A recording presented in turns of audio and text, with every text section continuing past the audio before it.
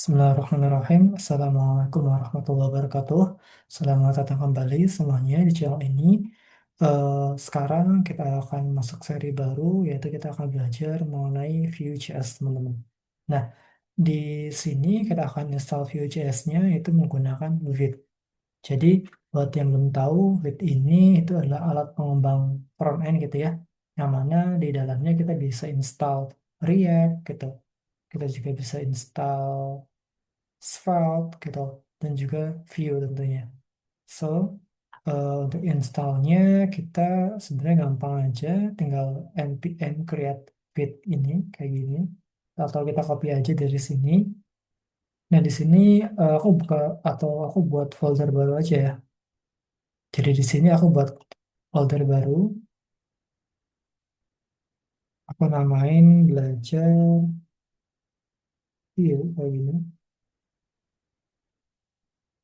Nah, di sini untuk installnya ya tadi ya, kita udah copy juga, jadi kita tinggal npm create git.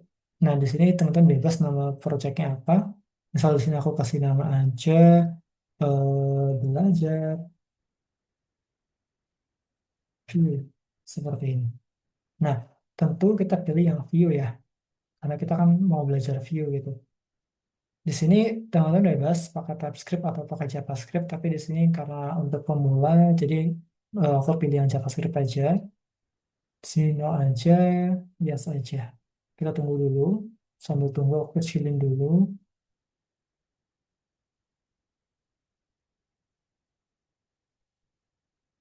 Oke. Di sini aku buka dulu aja. Di sini aku masuk dulu aja ke folder yang udah kita install tadi ya, projectnya. Yang mana nama foldernya itu adalah belajar view ini. Lalu kita buka ke Visual Studio Code-nya. Sambil menunggu, aku coba jalanin lagi ya menggunakan npm run dev seperti ini. Nah, kalau teman-teman mau buka gitu ya di localhost 5173 yang ini. Nah, ini adalah eh, project view pertama kita. So, di sini aku akan ngejelasin dulu struktur dari projectnya. Di sini ada node modules. Node modules ini berisi modul-modul yang ada gitu ya di project ini sesuai dengan package JSON-nya. Jadi sesuai yang ada di dependencies maupun yang ada di dependencies seperti itu. Karena kita baru pertama kali install, tentu aja kita baru ada view doang ya, sama tools-nya, yaitu si Vite-nya, kayak gitu. Nah, di sini ada public. Nah, public ini biasanya kalau teman-teman mau includekan gambar gitu ya di projectnya, biasanya kita taruh gambarnya itu di folder public. Lalu ada SRC. SRC ini menjadi kumpulan kode-kode gitu ya untuk projectnya, yang mana entry point-nya itu ada di app.view ini. Jadi app.view ini menjadi entry point dari view atau dari project Vue.js kita, seperti itu. Yang mana app.view ini kita includekan di main.js ini. Kita pertama-tama import dulu. Setelah import, kita instance gitu ya, dengan create app yang dari view-nya, baru kita mount. Mount ini artinya menempelkan gitu ya. Menempelkan di mana? Di ID app, which is yang ini. Jadi, app.view ini itu jalan gitu ya, di sini. App.view berjalan di sini. Karena sesuai dengan yang kita mount gitu ya. Karena kita mountnya itu di ID app gitu ya. Jadi makanya si app view-nya gitu ya, yang ini itu jalan di ID sini, di div yang ID app ini. Seperti itu. Sesuai yang di mount-nya seperti itu. Nah, selanjutnya di sini aku akan jelaskan juga di sini kan kalau kita lihat gitu ya, strukturnya itu ada script, ada template, ada style gitu ya. Ini jauh berbeda dengan yang ada di React gitu. Kalau di React kan kita pakainya function ya. Lalu kita export, lalu kita import di main, lalu selanjutnya kita juga apa namanya include di HTML-nya juga gitu. Nah, tapi di sini kalau kita lihat di sini ada script, ada template, ada style. Jadi nggak langsung di function gitu. Nah, di sini aku akan jelasin. Jadi di view ini itu kita nggak pakai function ya teman-teman ya.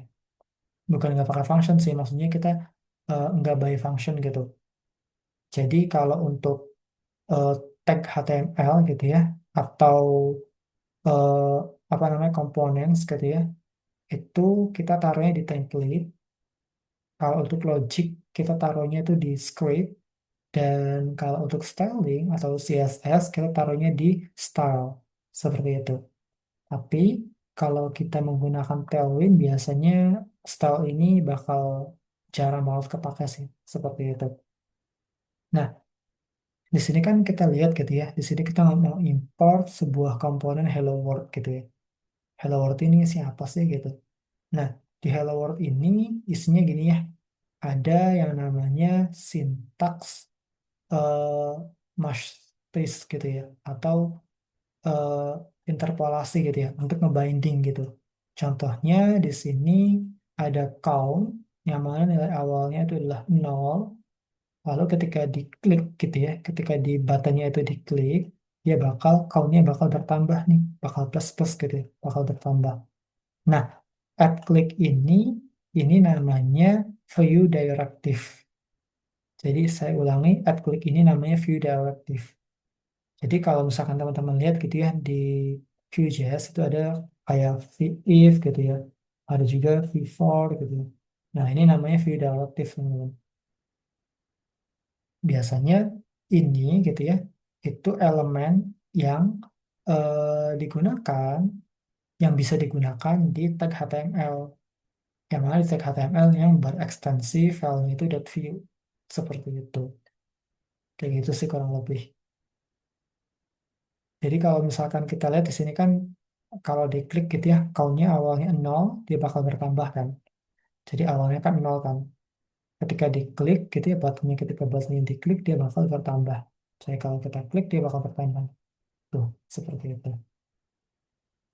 Oke, untuk intronya mungkin itu aja teman-teman. Nanti di video selanjutnya kita akan belajar mengenai cara membuat sebuah komponen, lalu props gitu ya. Kita juga akan belajar mengenai router, lalu kita akan belajar mengenai state management, dan lain sebagainya.